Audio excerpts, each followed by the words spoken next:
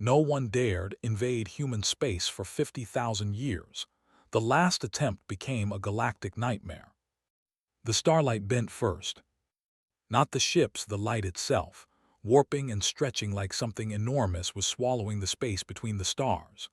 Director Alina Sterling stood at the Flag Bridge viewport and watched 14,000 hulls materialize out of nothing, one after another, each hull larger than a city block, each one silent, each one cold. She had not spoken in 4 minutes. Her thumb traced the brass wheel of the counter in her coat pocket, and she did not click it yet. Not yet. 48 hours earlier, the Council of Seven had made the most confident mistake in living galactic memory. The transmission had not come as a distress signal. It had come as an administrative update, formatted, time-stamped, filed in the standard digest that circulated through every faction terminal before morning session. High Primarch Kalen Tordal of the Sunder League Convergence had annexed Outpost Horizon 9, not captured, not disputed, annexed. The update used a word that belonged to accountants, not to soldiers, because as far as Kalen Tor was concerned, there were no soldiers left on the other side of that border. The outpost had housed 8,400 settlers, agricultural workers, a medical frigate station, one educational center, and a small communications relay that had been sending the same quarterly trade manifest for decades. The Primarch had determined that the real estate was worth more than the relationship. His advisors had agreed. The Council of Seven had ratified the vote in under 3 hours. No one had objected out loud. In the back row of the Obsidian Tier Vault, the grand legislative amphitheater, where the 7 faction seats curved inward like the ribs of something ancient, Analyst Jintal of the core faction had not objected either. She had done something quieter. She had tapped the edge of her data slate 3 times with her secondary claw, the small involuntary click she made when a number did not add up, and she had written a single query into the archive search. The query had taken 4 seconds to run. The result had taken 3 days to find her. But that came later. On the chamber floor, Kalen Tordal had delivered the annexation announcement in the voice he used for weather reports. The Primarch was tall even by the standard of his species. 4 dorsal crests fanned out above his silver-plated shoulders, his indigo skin catching the blue overhead light of the vault's ceiling array. He had a way of speaking that never rose in pitch, not even when the content of his words was a declaration of war dressed in the language of property transfer. He had gestured to the sector map. He had cited the 50,000-year record of human disarmament filings, each one logged transparently in the central database, each one confirmation that humanity's military architecture had slowly and completely dissolved into trade routes and botanical surveys. He had called it a natural transition. He had used the phrase twice, which was the diplomatic equivalent of a smile. The Horizon system represents a logistical corridor our expansion requires, Kalen Tor said, his 4 crests settling into their resting position. The human settlements will be relocated. The infrastructure is sound and will be repurposed. This is not a hostile action. This is an administrative correction of an underutilized resource. 3 faction seats had applauded. The other 4 had been silent, but not the silence of objection, the silence of calculation. The Obsidian Tier Vault smelled of ion-filtered recycled air, and faintly, the mineral bite of the heating coils that ran beneath the obsidian floor panels. Jintal had noticed the smell more sharply than usual, which was always how she knew she was frightened. She straightened her stylus twice before she noticed she was doing it. She did not speak. If you want to hear why no faction dared raise their voice, and what humanity was already building in the dark, stay with me. The feed from Horizon 9 went live for 11 minutes before it was cut. What it showed during those 11 minutes was not chaos. That was the part that stayed with Jintal afterward, the absence of chaos.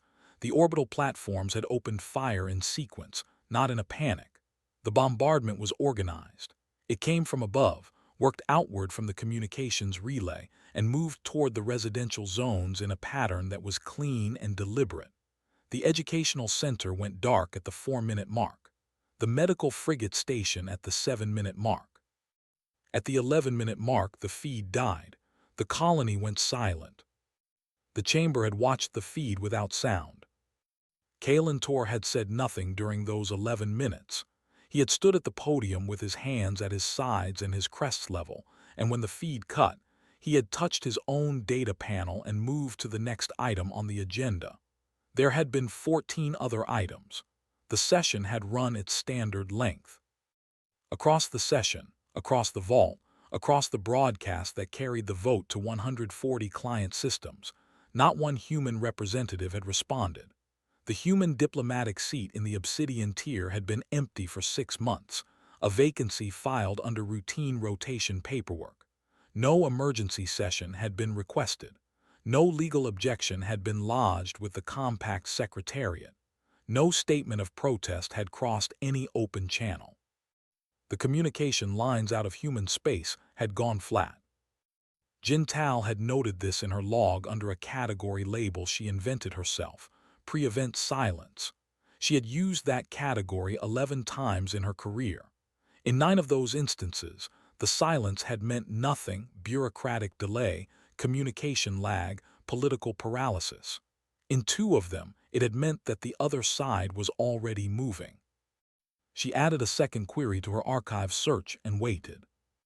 3 days after the vote, a cargo hauler running a standard surveying route along the outer edge of the Korath Passage reported an anomaly.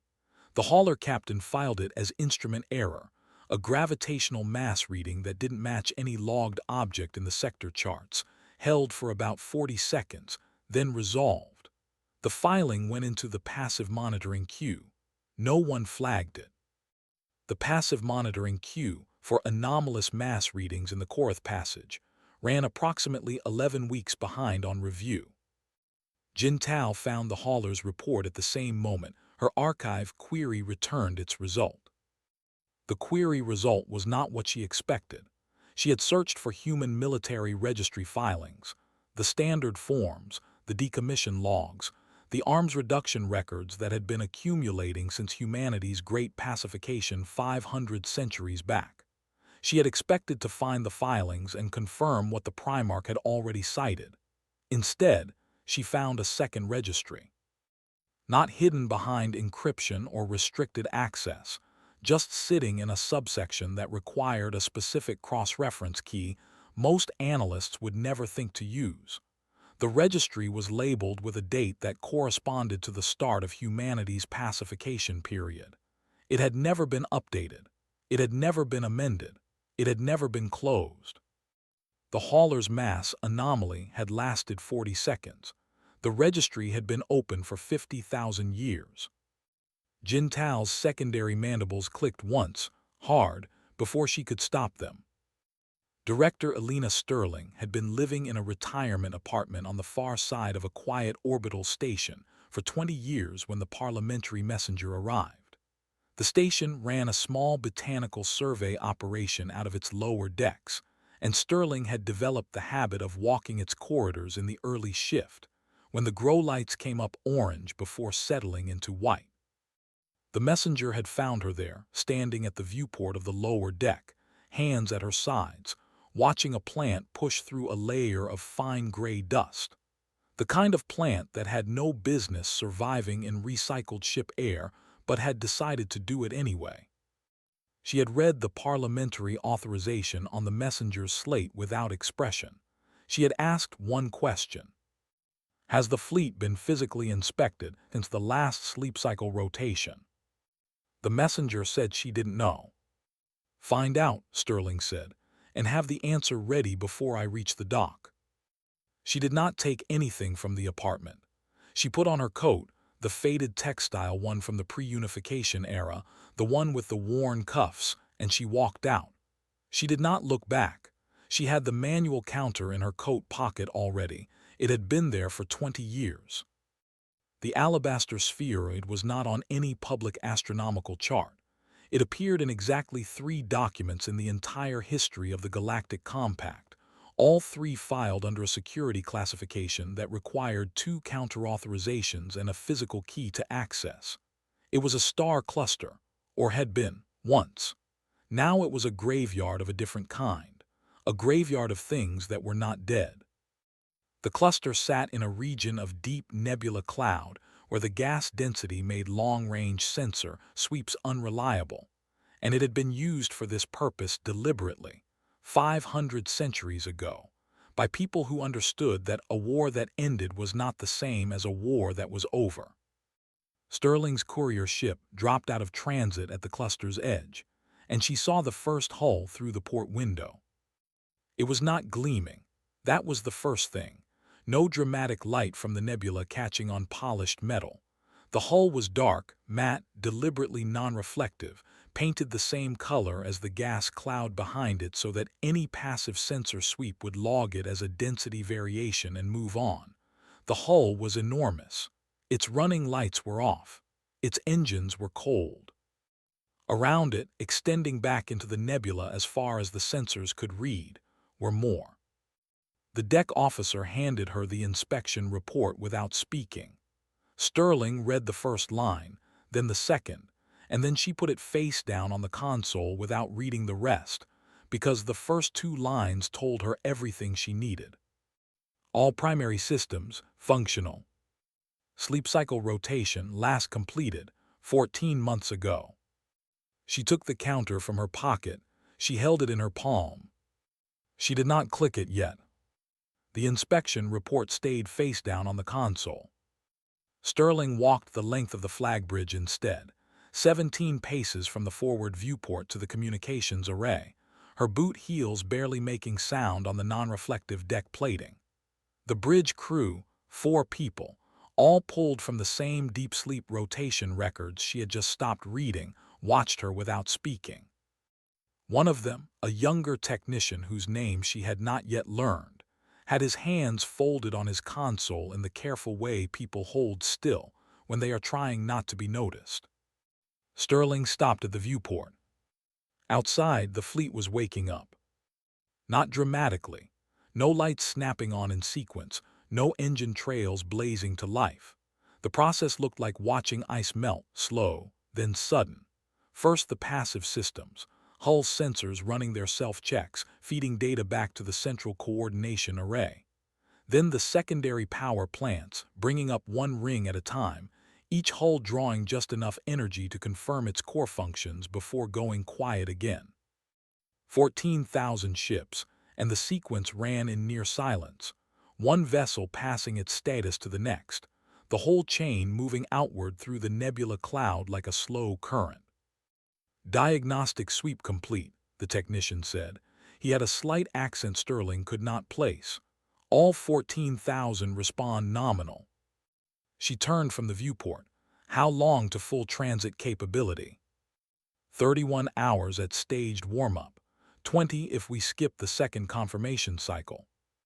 Run the second cycle, Sterling said. We have time. She picked up the inspection report from the console, read the rest of it, and set it down again. Back in the Obsidian Tier Vault, the morning session had moved on to trade corridor amendments and a water rights dispute between 2 mid-tier client systems. The agenda was full. The amphitheater smelled the same as always, recycled air, the faint mineral bite of the heating coils, and Jintal sat in her analyst's gallery position with her slate in her lap, and the second registry results still open on the screen. She read it again slowly, to make sure she had not made a mistake. She had not made a mistake. The standard human military registry, the one cited in every disarmament filing for the past 500 centuries, was real. It was accurate. It recorded, in precise detail, every decommissioned vessel, every dismantled weapons array, every defense installation that humanity had stood down over the course of its pacification period. The filings were complete, transparent, and verified by 3 independent compact auditors across 5 separate review cycles. There was no fraud in those records. Every ship they said was gone was gone. The second registry recorded something different. It did not record what was dismantled. It recorded what was retained, held in a status class that had no standard compact equivalent, a classification Jintal had to cross-reference against a pre-pacification human legal code to understand. The human word for it translated, roughly, as strategic reserve under elected dormancy. Not decommissioned, not destroyed. Placed in a state of deliberate inactivity, with a renewal authorization filed every 50 years by a parliamentary subcommittee, whose existence was public record, but whose mandate had never been challenged because no one outside the human governance structure had ever thought to ask what they renewed. The subcommittee's most recent renewal authorization was dated 11 months ago. Jintal's mandibles clicked. She crossed the amphitheater floor during the midday recess, moving against the flow of delegates heading toward the corridor refreshment stations. The Primarch's advisory suite occupied the east wing of the vault's upper tier, behind a set of doors made from actual obsidian, not the composite material used on the chamber walls, but real, mined stone, brought from a system that no longer existed. Kalentor's taste for symbolic weight was consistent.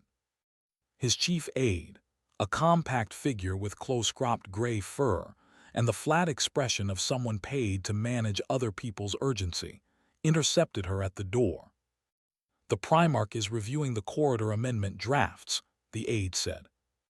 "I know," Jintal said. "This will take 4 minutes." The aide weighed this. He had dealt with Jintal before. He stepped aside. Kalentor was at his long table, the corridor amendment text on a screen to his left, a half-finished glass of something pale blue on the table's edge. He looked up when Jintal entered, and his 4 crests shifted slightly, not toward attention, but toward the particular angle that meant he was prepared to be patient for a short time. "Analyst," he said, "the session resumes in 20 minutes. "I found a secondary human military registry," Jintal said. She set her slate on the table, the result facing up. Kalentor looked at the slate. He did not lean forward. "The disarmament records have been audited 5 times. "These aren't the disarmament records," Jintal said. "This is a parallel filing, a retention record. It's been renewed every 50 years without interruption." The Primarch reached across and turned the slate to face him. He read the first section. Then he set the slate back down, pushed it a centimeter toward Jintal, and picked up his glass. "The filing is 50,000 years old," he said. "Retention records of that age are administrative artifacts. They describe material that no longer exists in any practical form, vessels without replacement parts, weapons systems whose maintenance chains have been broken for generations." He took a small sip. "An army on paper is not an army." "The renewal authorizations are current," Jintal said. "Bureaucratic inertia," Kalentor said. "I have seen it in 3 other species. A committee exists, so a committee keeps filing. It does not mean the material exists." He set the glass down and looked at her with the expression he used for conclusions. "The human disarmament record is the most comprehensively documented in compact history. There is nothing hiding behind a subcommittee's paperwork." Jintal picked up her slate. "I also have a mass anomaly report from the Korath Passage, 40 seconds of gravitational distortion. The reading matches the displacement signature of a large number of hulls dropping in and out of low-power transit." For the first time, Kalentor's crests moved a small shift, barely perceptible, the first 2 angling a fraction of a degree closer together. It was the equivalent in his species of a pause. "When," he said. 3 days ago, 2 days after the Horizon 9 vote." The crests returned to their resting position. "One anomalous reading," he said, "from a civilian hauler with standard instruments in a passage known for atmospheric interference." He stood, which was the signal that the conversation was over. "File it through the standard monitoring protocol, analyst. If there is a pattern, the passive arrays will catch it." Jintal left the suite. She did not agree with him. She also understood that she had given him everything she had, and that it had not been enough to move him. She went back to her workstation and pulled up the passive array queue. The passive monitoring queue for the Korath passage ran 11 weeks behind. This was normal. This was, in fact, the intended state. The queue had never been staffed to run faster because no one had ever considered the Korath passage to be a priority watch zone. It was deep void. Nothing lived there. Nothing had ever come out of it. Jintal submitted a priority escalation request for the hauler's filing, moved it to the top of the review stack, and began working through the queue manually, scanning for any other anomalous readings in the same sector over the past 6 months. She found 7. Each one had been filed as instrument error and auto-closed. Each one was in a slightly different location along the Korath passage's outer edge, as if something large had been moving through the area in short, quiet increments, shifting position each time, staying just long enough to show up once, and then disappearing before a second reading could confirm it. She mapped the 7 readings on her sector display. The pattern they formed was not random. Her secondary mandibles clicked 4 times in a row before she caught herself. 2 days out from the alabaster spheroid, Sterling called the flag bridge officers together. There were 6 of them, the technician whose name she now knew was Rail, 2 fleet coordination leads named Maris and Ashen, a weapons systems director named Tak, and 2 navigation officers who had served together so long they finished each other's sentences in briefings. Sterling had read all their files on the courier ride-in. She had said very little since arriving. Now she stood at the head of the briefing table with no screen, no map display, nothing in her hands except the counter, which she turned once end over end and then set flat on the table. "The fleet moves in 3 groups," she said. "Group 1 takes the Kessler Shipyard Complex. Group 2 takes the orbital construction arrays at Sector 12. Group 3 holds the transit corridor and handles any response from the Sunder League's active defense fleet if they have time to scramble one." She paused. "They will not have time." Rail spoke carefully. "And the evacuation window?" 96 hours, Sterling said. "We broadcast the corridor before the first ship moves. Any civilian personnel on or near the target installations have 96 hours to clear the zone. We hold position until the window closes. Then we begin." "The Primarch's fleet will respond before 96 hours, Maris said. "Yes," Sterling said. There was a silence. Maris looked at Ashen. Ashen looked at the counter on the table. "The active defense fleet is outgunned," Sterling said, not unkindly. "The Sunder League built its military doctrine around the assumption that they were the largest force in this sector. They were correct in that assumption for a very long time." She picked up the counter and put it back in her pocket. "We are going to the Kessler complex. We are going to give every worker their 3 days to leave, and then we are going to take it apart." Tak, the weapons director, had been quiet through all of this. He spoke now once. "What do we do if the Primarch deploys civilian ships as shields?" Sterling looked at him. "The evacuation corridor covers civilian ships regardless of who deploys them." Tak nodded once. That was the end of the question. The fleet moved out of the alabaster spheroid at 400 station time, running dark. No active sensor pings, no communication signals, no running lights. 14,000 hulls moving in 3 coordinated groups through the deep nebula, navigating by pre-calculated drift paths that had been laid out and refined over 50 years of passive observation. The fleet moved the way water moves underground, present, massive, and invisible until it wasn't. Sterling stood at the flag bridge viewport as the cluster fell behind. The nebula light caught the trailing edge of the nearest vessel and held it for a moment, pale blue against the dark, before the ship slid past the gas boundary and the light went with it. She had not clicked the counter yet. She was counting something in her head instead, a number she had carried for 20 years, a number she had never spoken out loud but had checked, quietly, every time she walked those botanical survey corridors. Back in the vault, 4 days after the Horizon 9 vote, High Primarch Kalen Tordal was presenting the second phase of the Sunder League's expansion proposal, 2 additional client systems in the outer corridor, both already flagged for survey, when Jintao's urgent signal reached the chamber floor. It was not supposed to reach the chamber floor. Urgent signals from the analyst gallery were routed through the AIDS filter, and the AIDS filter had instructions to hold all non-emergency communications until session break. The signal came through anyway, which meant Jintao had escalated it past the filter, which meant she had used the compact's emergency override code, which required a signed declaration that the matter was of immediate civilizational significance. The aide brought the slate to Kalen Tor at the podium. The Primarch read it without expression, handed it back, and returned to his proposal. The message said, 7 anomalous mass readings, same sector, moving pattern. I need 20 minutes with the full sensor array. Kalen Tor filed a note to his aide to schedule Jintao a standard review slot in the following week's calendar. Then he kept talking.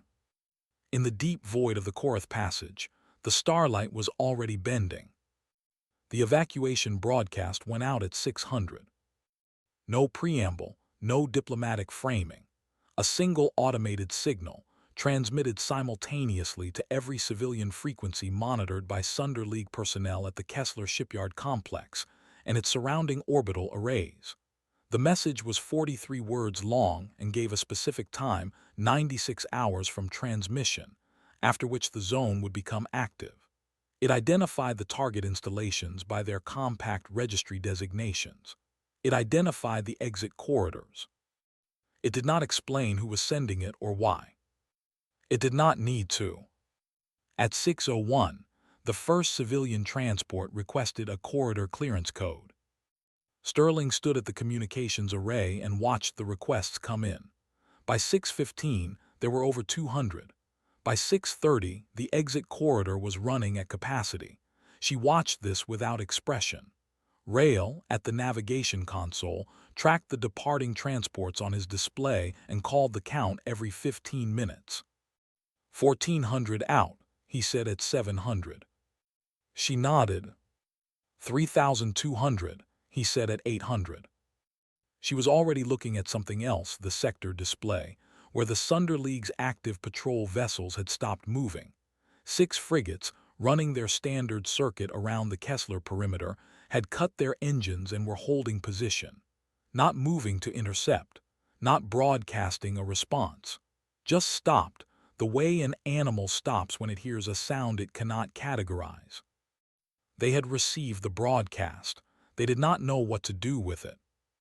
In the Obsidian Tier Vault, the morning session had not yet opened. Jintao was at her workstation in the analyst gallery, and she had stopped sleeping 2 days ago. Not dramatically, she had tried each night, and had managed 2 or 3 hours before something in her processor pulled her back. She had the sector display open on her primary screen, the anomaly map on her secondary, and on a third screen she had pulled up the original retention registry. The one that had never been updated, never been closed, sitting in its subsection for 50,000 years like a door left open in an empty house.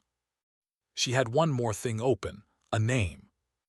The registry's renewal authorizations were signed by a rotating parliamentary subcommittee, and she had traced the current authorization back to its most recent signatory.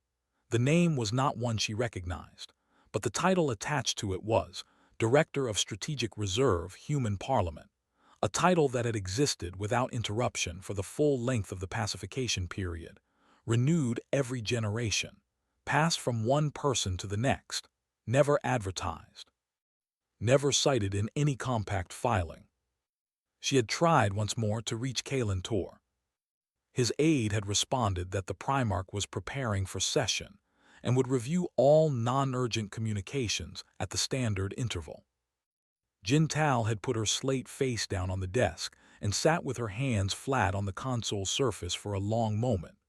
Then she had picked it up again and begun drafting a formal data alert to the Council of Seven's full security panel, not just the Primarch's office, all 7 faction seats, with her evidence attached. The alert required a co-signatory from at least one other analyst, with senior compact standing. She had sent requests to 4 colleagues. 3 had not yet responded. One had responded to say he would review it when his current project load allowed. She sent it anyway, unsigned by anyone but herself, with a note that read, "I am aware this does not meet the co-signature threshold. I am filing it because waiting is no longer a neutral action." The first confirmation that something was wrong reached Kalen Tordal at 9:40, during the corridor amendment session. It came not as a formal communication, but as a whisper from his chief aide, who had crossed the chamber floor in a way that broke 3 separate protocols for floor conduct during active session. The aide bent close to the Primarch's ear and said 4 words. Kalen Tor's crests did not move. He held up one hand to the presiding chair, signaling a brief recess, and stood. The 4 words were, "The Kessler broadcast is real." He walked to his advisory suite without hurrying. His 2 senior military attachés were already there, both standing, one with a data slate and one with nothing because he had put it down when the readings started coming in and had not picked it up again. "Show me," Kalantor said. The attaché with the slate handed it over. The Primarch read it. He read it again. Then he set the slate carefully on the table, aligned it parallel to the table's edge, and stood looking at the wall for a moment. The readings showed mass displacement in 3 sectors simultaneously. Not the Korath passage, not an anomaly, not a civilian hauler's instrument error. Full gravitational signatures, multiple hulls, confirmed by 2 independent arrays. The mass readings were large, very large. "How many hulls?" he said. "The array can't resolve individual vessels at that range," the attaché said. "The aggregate displacement suggests several thousand." The Primarch's crests shifted, all 4 of them. It was the first time Jin Tao, who had followed him to the suite without being invited and was standing in the doorway, had seen all 4 move at once. "The human disarmament record," Kalen Tor began. "Records what was decommissioned," Jin Tao said from the doorway. Both attachés looked at her. She stepped into the room. "It does not record what was retained under elected dormancy. That registry has been open and renewed for 50,000 years. I sent you the filing 4 days ago." The Primarch looked at her. His crest settled one by one back to resting position. It was slower this time. "The evacuations," he said, "not a question." "Have been running for over 3 hours, Jin Tao said.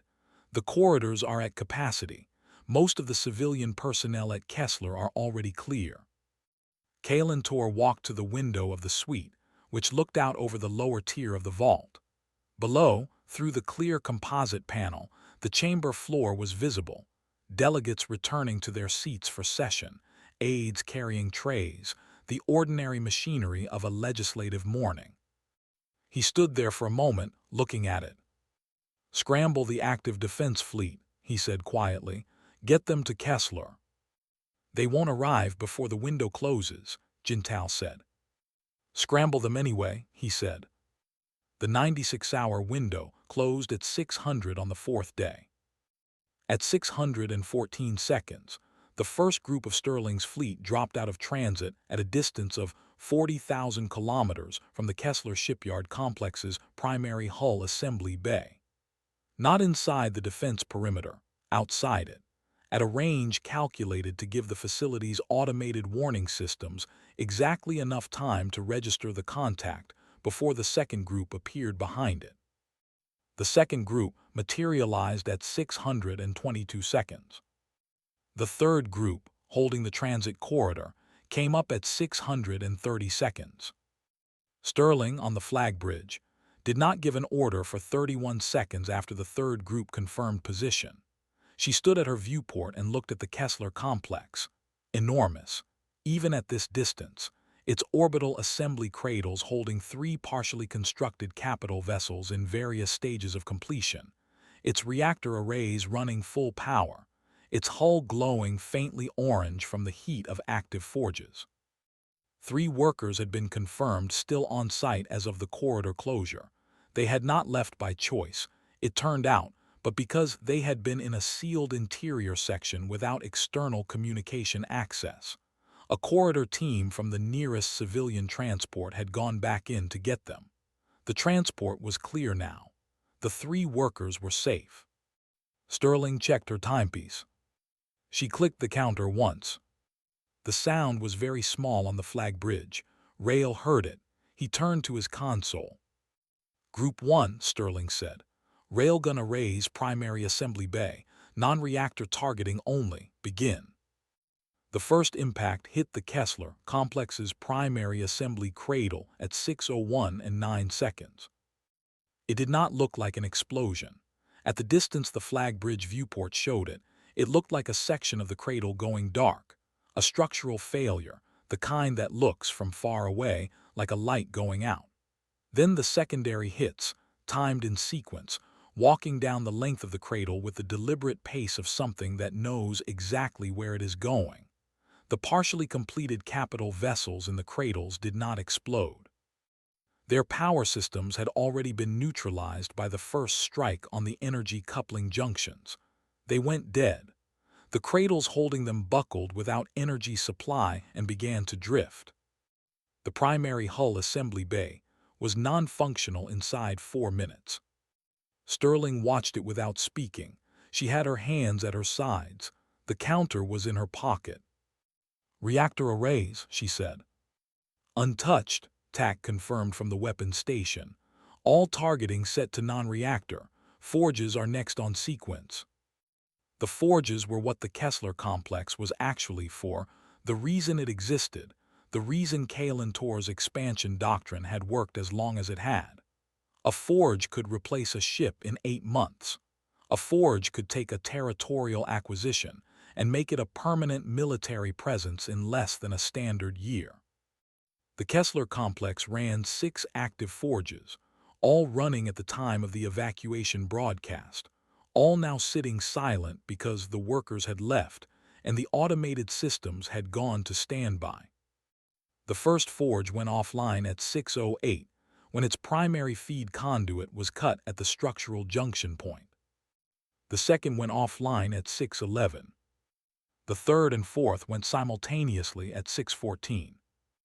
In the Obsidian Tier Vault, at 6:13, the main display screen in the Council of Seven's emergency monitoring suite, a room that had not been used in over 200 years, a room that still had the original seating from its installation, the cushions slightly flattened in the center from the weight of people who had sat in them long ago, lit up with 6 simultaneous feeds. All 6 showed the same thing from different angles. 8 orbital dockyards burning silently against the black, their forges neutralized, their assembly cradles drifting, not exploding, not collapsing spectacularly, just going dark, one system at a time, with the quiet efficiency of a process that had been planned and refined for longer than most civilizations had existed. Kalentor stood in front of the display.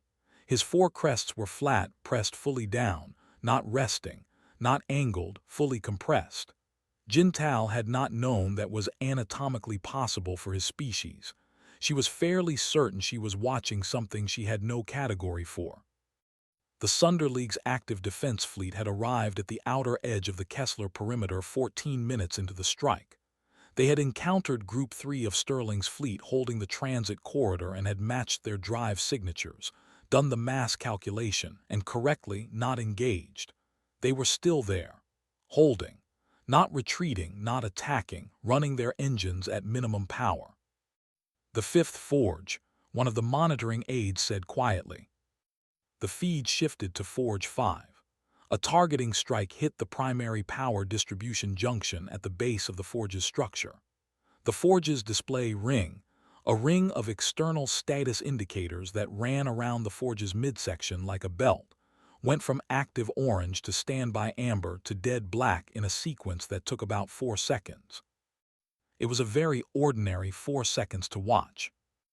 Jintal found herself thinking about the hauler captain who had filed the instrument error report, about the 40-second anomaly she had almost not found, about the 11-week review queue that had been sitting unstaffed because no one had considered the Korath passage worth watching. About the renewal authorization, signed 11 months ago, by a director of strategic reserve whose name she still did not know. Who authorized this? Said a faction representative that Jintal did not immediately recognize. One of the outer block seats, a species with 3 eyes in a vertical line, 2 of which were currently very wide. Who authorized the retained fleet? Who signed those renewals? Nobody answered him. The 6th forge went offline at 6:21. Sterling's voice on the tactical channel was the same tone she used for everything, steady, unhurried, the voice of someone reading a list they had already read many times. Group 2, Sector 12 construction arrays, same targeting protocol, begin. Rail at navigation was tracking the civilian corridor transports. They were well clear of Sector 12, had been since the broadcast window opened. He confirmed this without being asked. Sterling looked at the counter in her palm. The brass wheel was warm from her hand. She had not clicked it again. She was waiting for the number to be right.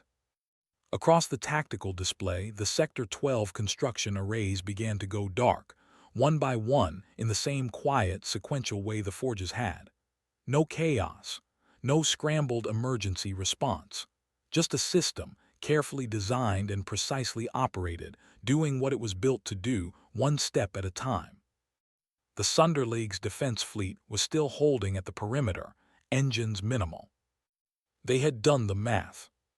The Sector 12 arrays took longer than Kessler. Not because the targeting was harder. The construction arrays were simpler structures, fewer redundant systems, less armor on the support joints. They took longer because there were more of them, spread across a wider orbital band, and Sterling had ordered the strike to move outward from the center rather than hit all positions at once. The reason was practical. Hitting from the center outward pushed any debris field away from the civilian transit lanes. It took 11 additional minutes. Sterling used those minutes to stand at the viewport and eat half a nutrient bar she had taken from the bridge galley, chewing slowly, not tasting it, watching the display instead of the window. Rail, without being asked, handed her a cup of water. She drank it. The last construction array in Sector 12 went dark at 6:41. Group 2 confirms, TAC said. All Sector 12 targets non-operational. Sterling set the cup on the console edge. She took the counter from her pocket and held it, turning the brass wheel once under her thumb without pressing the click mechanism. The wheel was warm. It had been in her pocket for 20 years. She pressed it. The click was the same small sound it always made. The total time from the first strike on the Kessler assembly bay to the last contact on the Sector 12 arrays was 41 minutes. In that 41 minutes, the Sunderleague Convergence had lost its primary weapon forge complex, its secondary construction arrays, and the 3 partially built capital vessels in the Kessler cradles, none of which had been crewed at the time of the strike. Its active defense fleet was still holding at the transit corridor perimeter, engines minimal. They had not fired. They had not moved. They had been outmassed by a factor that made the calculation very simple. Sterling did not look at the wreckage feeds. She had made sure, 3 times over the past 4 days, that there was nothing on those feeds she needed to look away from, that the evacuation corridors had worked, that the 3 workers pulled from the sealed interior section were safe, that the defense fleet at the perimeter had been offered the same corridor and had not needed it because they had stayed where they were. She had made sure of all of this before clicking the counter. The click meant, the numbers are right. She put the counter back in her pocket. All groups hold position, she said. No further engagement unless fired upon. The communication request from the Obsidian Tier Vault came in at 7:03. It was tagged from the full Council of Seven's emergency session, all 7 faction seats, which had not convened simultaneously outside of scheduled assembly in over a century. The request was addressed to the commanding officer of the human fleet currently positioned at the Kessler Shipyard Complex and the Sector 12 construction arrays. The title it used for that commanding officer was not director.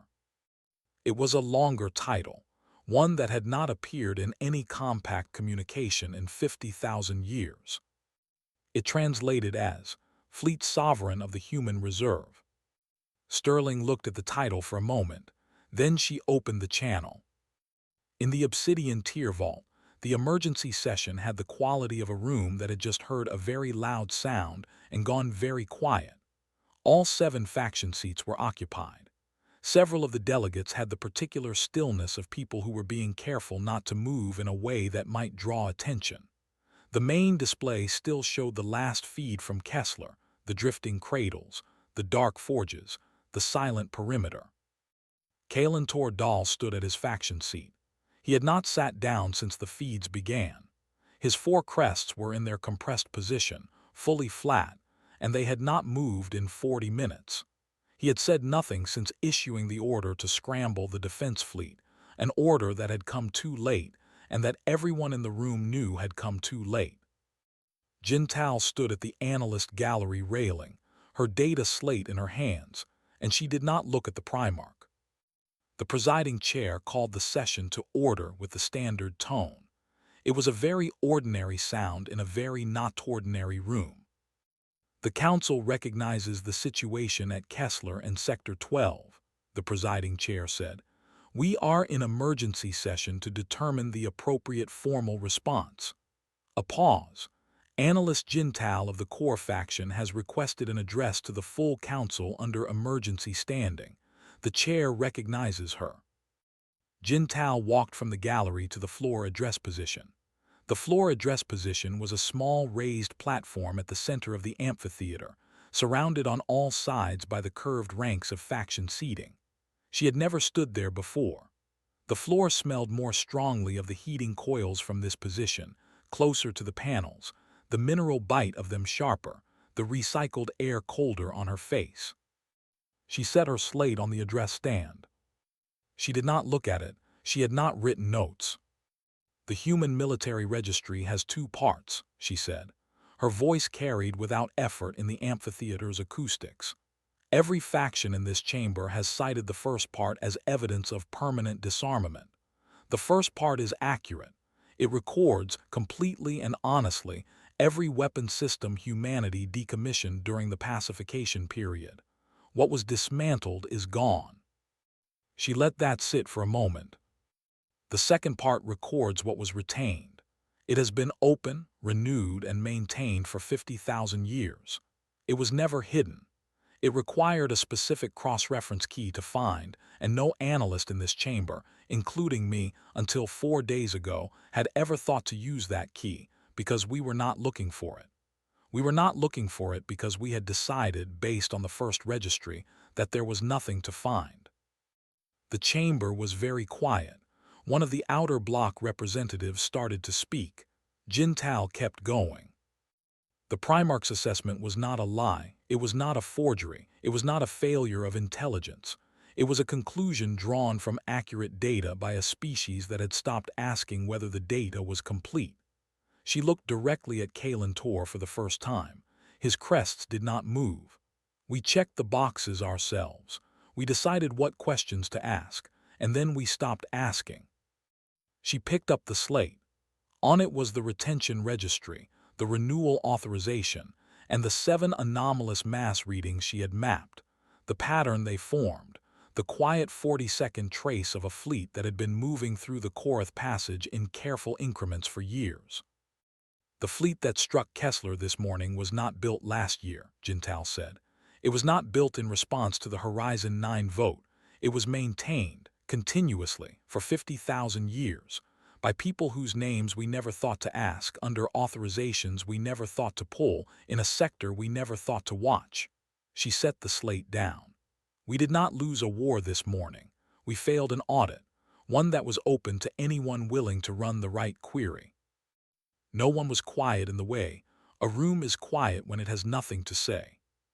Kalantor said from his seat, "The Sunder League will comply with whatever terms the compact sets. The territorial acquisition of Horizon 9 is reversed. The Convergence withdraws all claims." He said it in the same voice he used for everything. His crests did not rise. His tone did not change. He sat down. The terms took 3 days to formalize. Clause 148 was not complicated. It did not need to be. Any collective that deployed unprovoked orbital force against a compact signatory would find its primary manufacturing capability reduced to zero within one standard rotation. The human fleet would enforce it. A set of permanent deep range monitoring anchors would be placed at the border of every expansion-class territory in the compact. The anchors were not hidden. Their positions would be filed in the central database, in the standard registry, accessible to any analyst who wanted to look. The vote was unanimous. It was the fastest, unanimous vote in compact history. Jintal had voted from her analyst's seat rather than the floor, which was technically a procedural irregularity, and no one mentioned it. On the last day of the formal session, before the chamber cleared, a work crew arrived at the entry pillars of the grand chamber, the tall obsidian columns that flanked the main doors, each one 3 meters wide and running floor to ceiling. The crew had a cutting tool and a list. The list had been submitted by the Human Parliamentary Subcommittee 3 days after the Kessler strike, in the standard filing format, under the category of Public Record Amendment. The list had 8,400 names. The crew worked through the afternoon session and into the evening, cutting each name into the titanium core of the pillar, not on the surface, not decorative, but into the structural material of the column itself, so that the names were part of what held the room up.